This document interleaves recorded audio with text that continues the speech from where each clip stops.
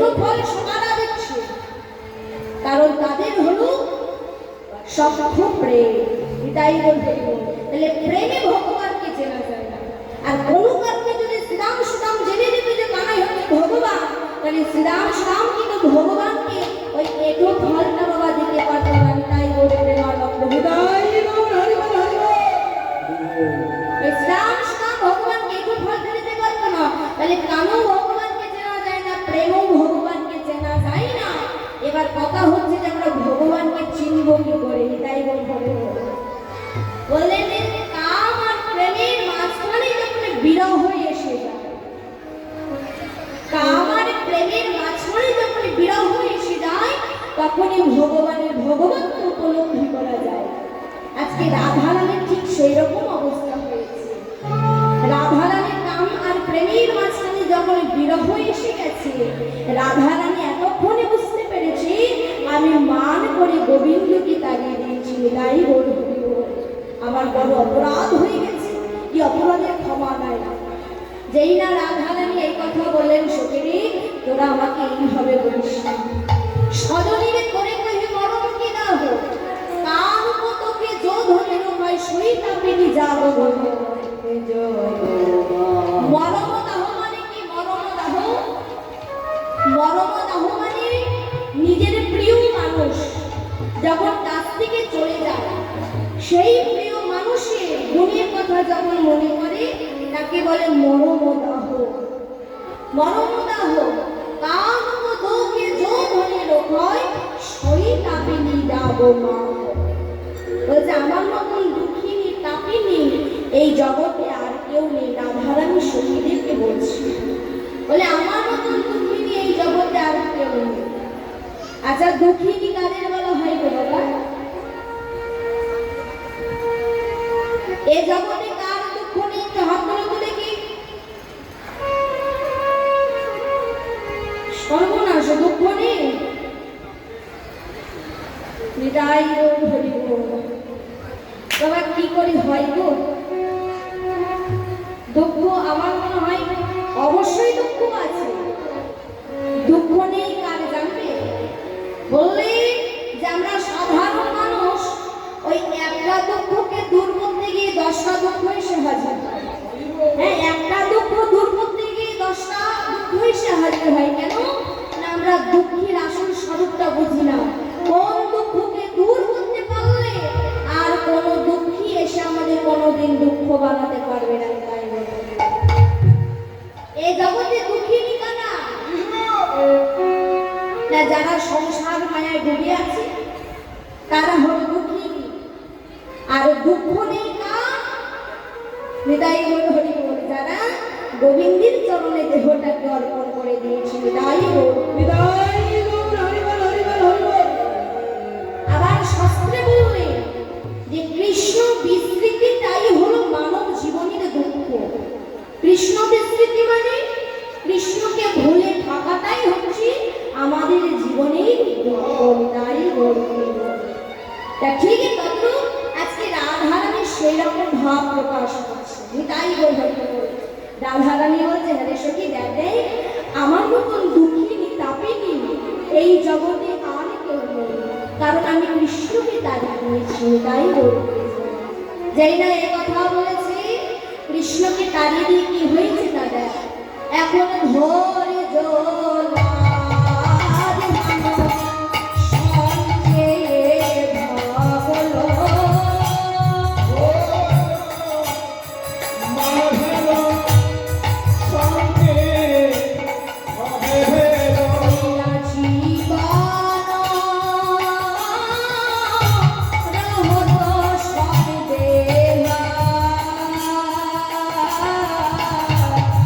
জীবন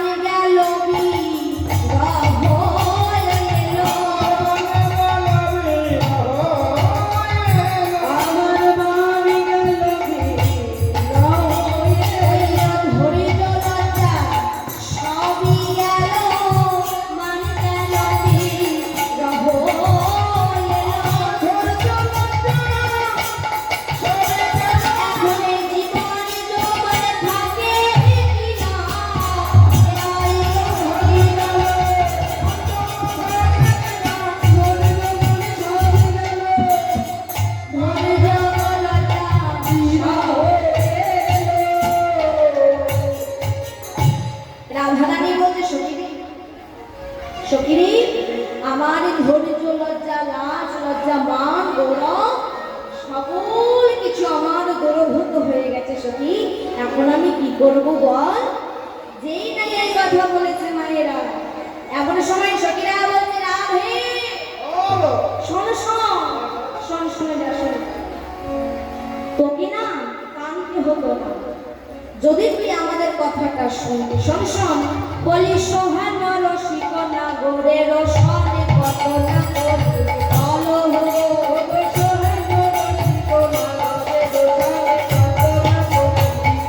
বলো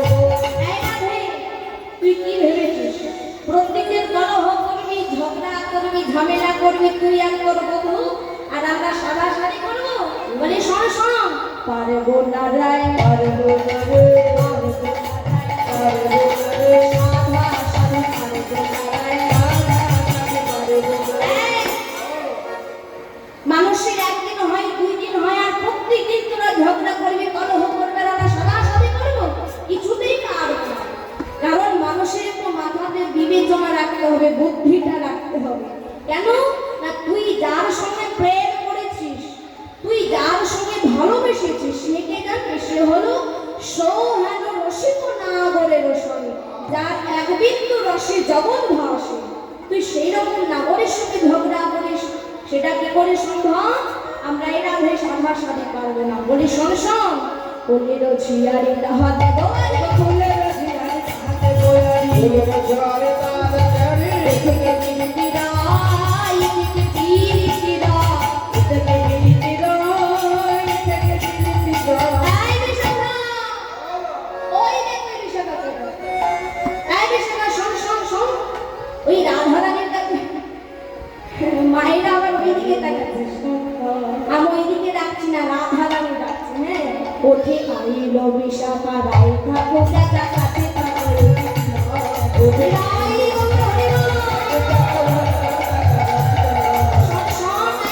উঠে চলাই। কেন না ওই রাধারানীর কাছে যদি থাকিস না, ওই রাধারানীর সঙ্গটা রাধারানী যেমন বধূকে তাড়িয়ে দিয়েছে সেই সঙ্গীর পরশ লেগে যাবে। শোন শোন বলি কানো হেলো ভালো যে করে হেলো না কানো হেলো ভালো যে করে হেলো না তার কি জীবনে তার কি জীবনে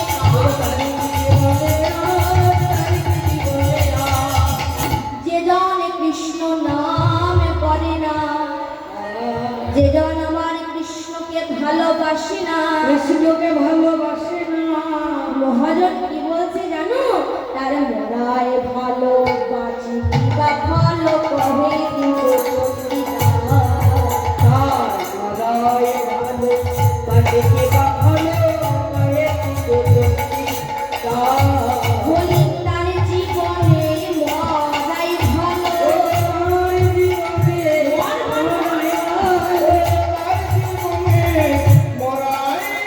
ওই না বেঁচে থেকে তার কি ফল বলো? তার জীবনে মরাই ভালো বেঁচে থেকে কি ফল বলো? মরাই ভালো। যেই না এই কথা বলেছে সখী রাধারানী বলে সখী রে তোরা আমাকে এইভাবে বলিস না, আমি এমনিতে বধূ পরমে মরে আছি। এমন সময় সখীরা বলছে রাধে মান কয়লিত কয়লি কাওলহি কাহে কাবসি বই কেন হুত হুত বলে। মান তো সবাই করে কি গো মায়েরা, তোমরা মান করো? কেউ করে না, মায়েরা ভালো মায়েরা মান করো? বাড়িতে করা হয় মান? মায়েরা মান অবশ্যই করে, কিন্তু বলতে লজ্জা লাগছে না কি গো? বলে এই শোনো রাধে ঘরে ঘরে মান সবাই করে, তো তুই মান করলে আমার দোষ কোথায়? তুই মান করলে আমার দোষ কোথায়? তুই মান করেছিস বেশ করেছিস।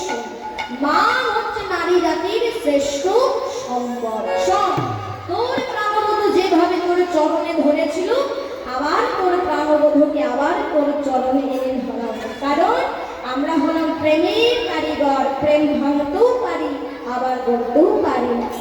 প্রেমিকারি গরে গোরা যত সখী গরে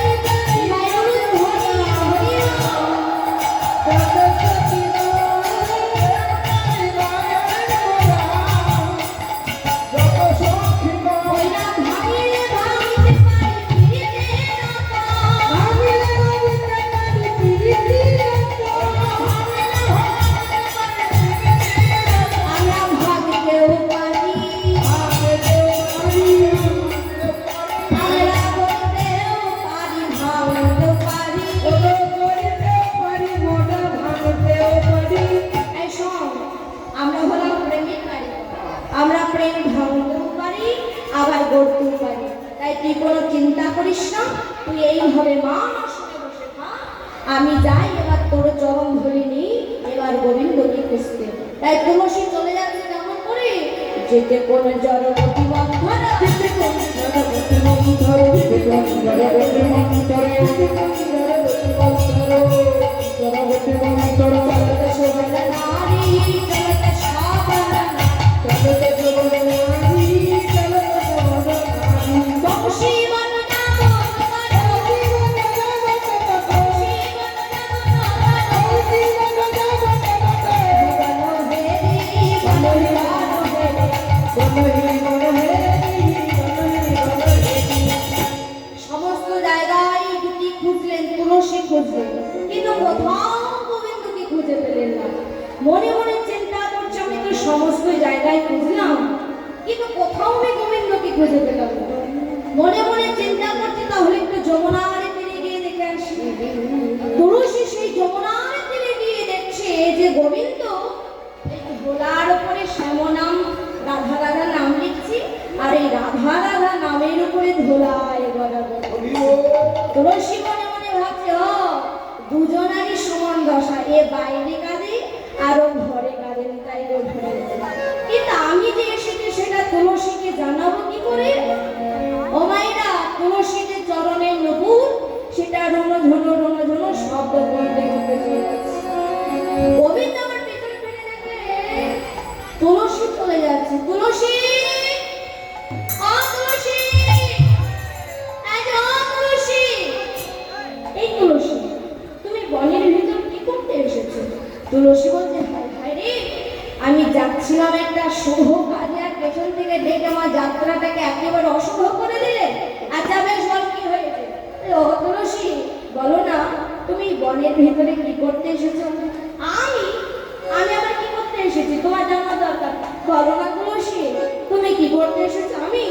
আমি ফুল তুলতে এসেছি, ফুল তুলতে এসেছি, আমি ফুল তুলতে এসেছি, ফুল তুলতে এসেছি, বলি মাগো পূজা দেব, ফুল তুলতে এসেছি, মাগো পূজা দেব, ফুল তুলতে এসেছি। কি বললে? মান কুমারীর পুজো দেবে? বিচার ভগবান মনে মনে চিন্তা করছে, এরকম পুজো আর হয় না। তাই তো এই জগতে এত দেব দেবীর নাম শুনেছি, কিন্তু মানরানী বলে যে কোনো দেবী আছে তা তো জানতাম। তোমরা জানো কি গো বাবা, তোমরা জানো মানরানী বলে কোনো দেবী আছে? হ্যাঁ, বলে হ্যাঁ গো, হ্যাঁ আছে। মানরানী কে? ওই যে আমাদের রাধা রানী মান করতে করতে এতটা বেড়ে গেছিল যে আমরা একটা জ্যোতিষীর কাছে গিয়েছিলাম। তখন ওই জ্যোতিষী বললো যে শোনো, এই মানরানীর রাগ যদি কমাতে চাও, একটা কৃষ্ণকলি ফুল এনে তাকে পুজো দিতে হবে, তাহলে এই মানিনীর মান ভেঙে যাবে। তাই বলবে। আচ্ছা বেশ, তোমাদের মানরানী কি ফুল লাগবে গো? কি ফুল লাগবে জানো? একটা কৃষ্ণকলি ফুলের গাছা, ফুল তুলতে এসে কৃষ্ণকলি একটা ফুল, ফুল তুলতে এসে কৃষ্ণকলির ফুলের গাছা, ফুল তুলতে এসেছি। কি বলে? কৃষ্ণকলি ফুল। আচ্ছা তুলসী, সেই ফুলটা কি পেয়েছো? তুলসী বলছে, না গো, সারা বৃন্দাবন তন্ন তন্ন করে খুঁজে একটা মাত্র ফুল পেয়েছিলাম, কিন্তু সেই ফুল কে যেন পূজা করে ফেলে দিয়েছে। গোবিন্দ বললেন, এই তো সুযোগ। আহা তুলসী, তুমি যেহেতু ফুল পাওনি, তাহলে এক কাজ করো, তুমি যে ফুলটা নিতে এসেছো তার নাম কৃষ্ণ, আর আমার নাম হচ্ছে কৃষ্ণ, একেবারে নামে নামে মিলে গেছে। যেহেতু তুমি ফুল পাওনি, এখন তোমাদের ওই মানরানীর চরণে আমার এই কৃষ্ণ ফুলের দেহটা যদি সঁপে দিই, কি গো, হবে না?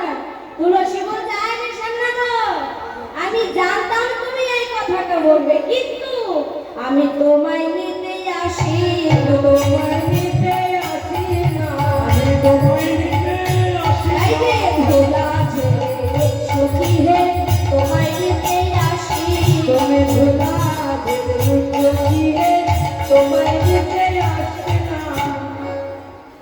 তুলসী মনে মনে, গোবিন্দ মনে মনে চিন্তা করছি, তাহলে আমি ওই যমুনার তীরে ধুলোর উপর গড়া করে দিয়েছিলাম, ওটা তাহলে মনে মনে তুলসী দেখে ফেলেছে। তো দেখেই যখন ফেলেছে আর বেশি যাবে যদি করবো না। ও তুলসী শোনো না, শোনো শোনো, বলি তুমি তো আমার মনের কথা সবই জানো তুলসী, তুমি যে করে হোক আমার একটু রাধা রানীর কাছে নিয়ে চলো। তুলসী মনে মনে চিন্তা করছে নিজে যখন যেতে যেতে যেতে চাইছে তাহলে আর বেশি দাঁড়িয়ে দেরি করা যাবে। তবে শোনা শোনা না, তুমি যে যাবে তোমার রাধা রানীর কাছে, তোমাকে একটা ছলনার আশ্রয় নিতে হবে। কি ছলনা জানো? মালিনীর বেশে তুমি যেতে পারো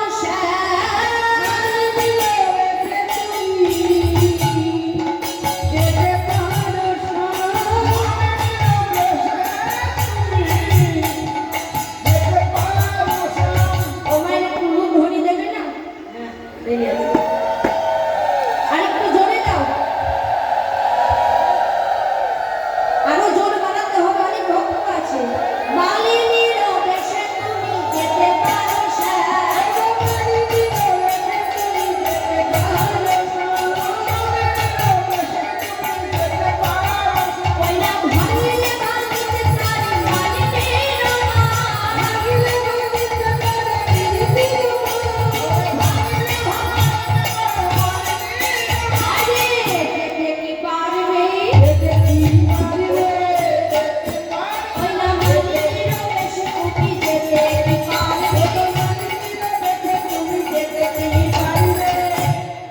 গোবিন্দ বলছে কেন পারবো না, আমার রাধা রানীর জন্য তুমি যা যা বলবে আমি তাই করতে রাজি আছি। তো বেশ, এবার মালিনীর বেশ ধারণ করো।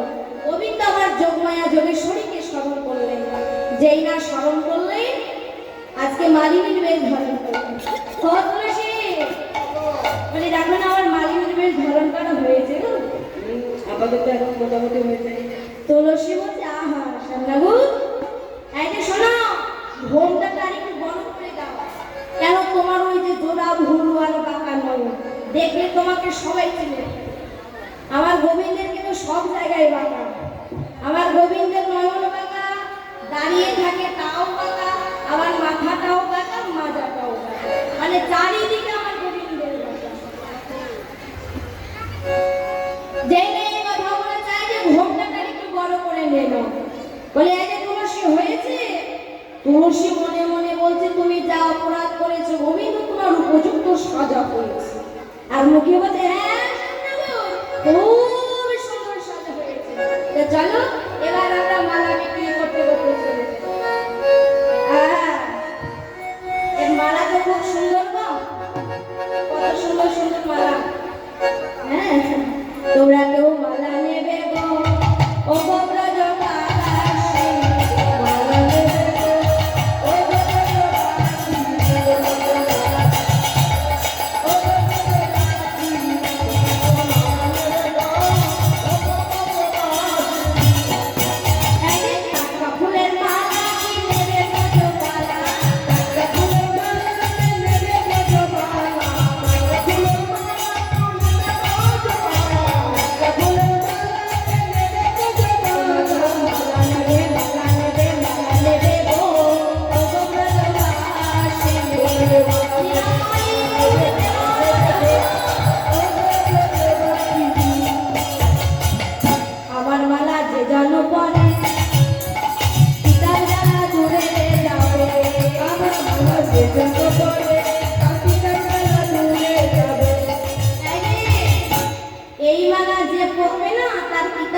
সমস্ত কিছু দূরে হতে হয়ে যাবে। কেমন আমার মালা যে জন পরে তার দাদা যাবে যে দূরে, আমার মালা যে জন পরে তার দাদা যাবে দূরে।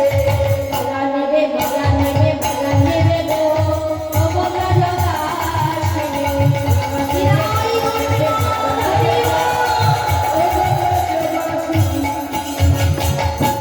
মালা বিক্রি করতে করতে কোথায় এসেছি? রাধা রানীর কুঞ্জে।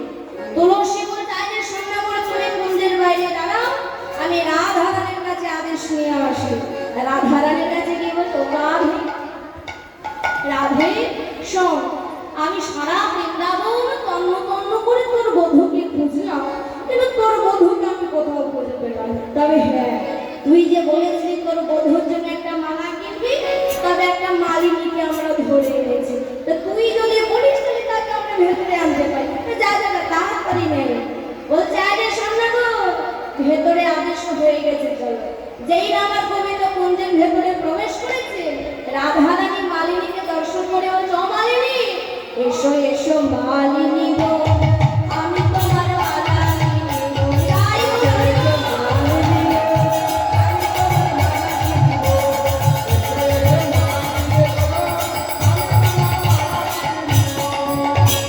এই যে আমি তো তোমার মালা কিনবো বটেই, কিন্তু আজ আমি তোমার সম্পর্কে অনেক কিছু জানতে চাই। তোমার নাম কি? গোবিন্দবতী সর্বনাশ। নাম কি বলি?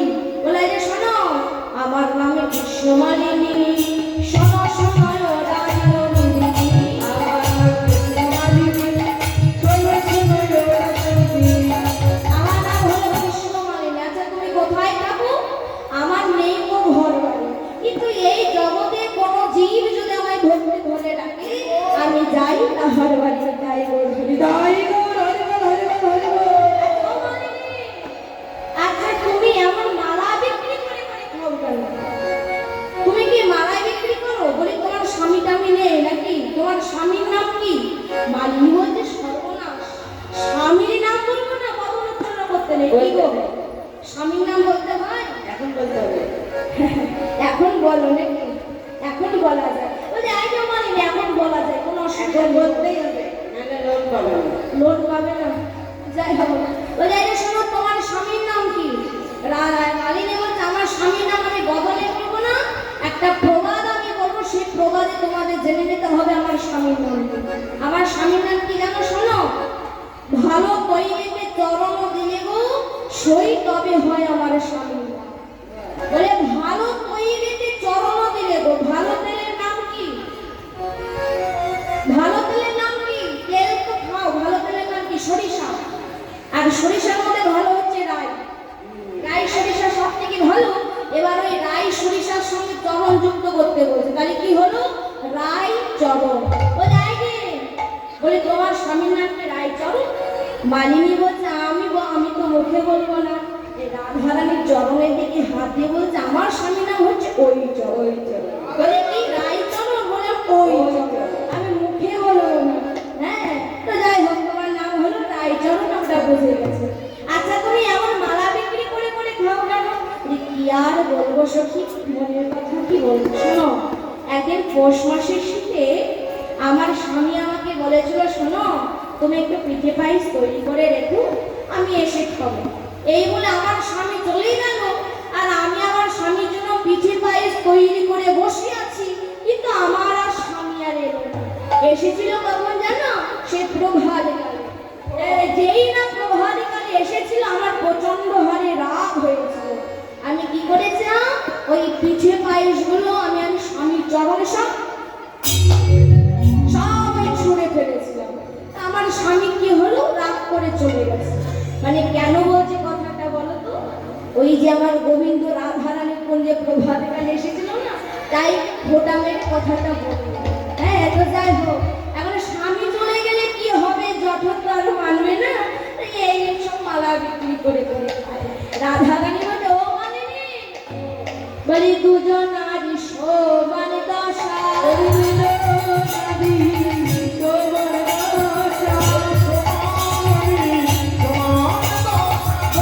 ও মালিনী, ও মালিনী, দুজন নারী সমান দশা।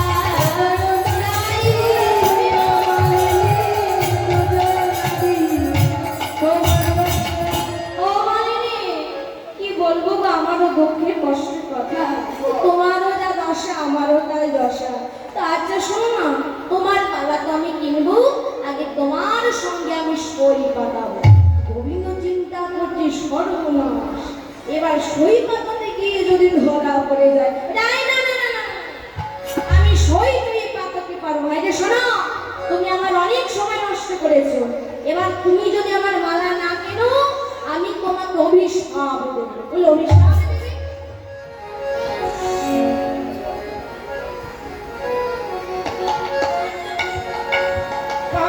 হরি বল, হরি বল, হরি বল।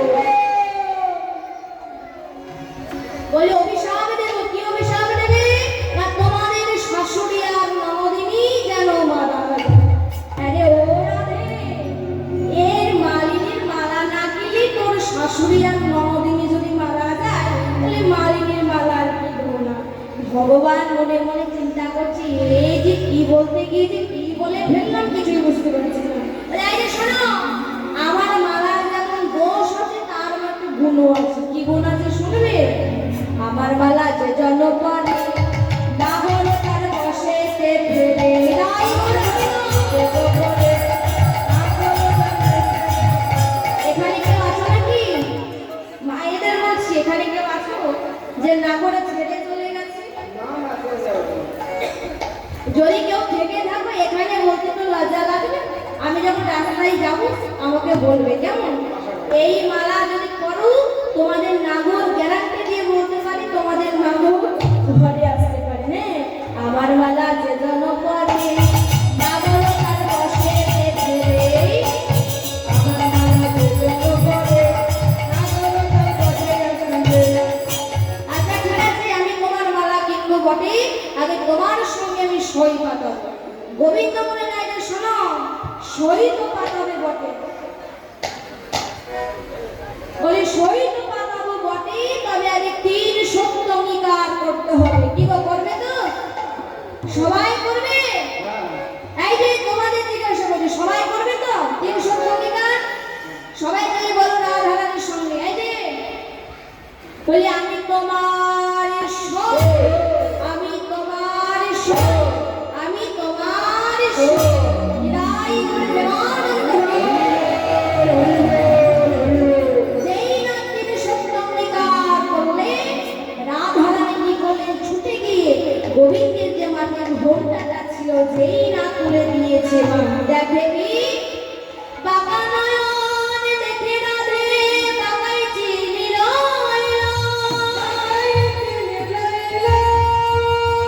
মালিনীর বেশে রাধে বধুয়া পাই।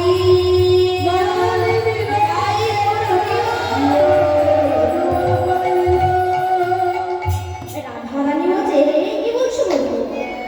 আজ আমি এতক্ষণ ধরে তোমার সঙ্গে রঙ্গ করছিলাম, লীলা করছিলাম, তুমি আমাকে এতক্ষণ বলনি কেন? তুলসী বাজাই রাধে, অনেক কষ্ট করে তোমার বন্ধুকে আমরা খুঁজে এনেছি, আর নয় এবার তোমরা দুজনে যুগলে দাঁড়াও, এবার আমরা যুগল দর্শন করবো। তাই করে প্রেমানন্দ হরি হরি হরি। ও মাইরা, রাধা গোবিন্দকে হৃদয় আসনে বসি আমরা সবাই মিলে যুগল সেবা দেবো, কেমন? কৃষ্ণ বলে বাহুবলে এসো না ভাই, হরি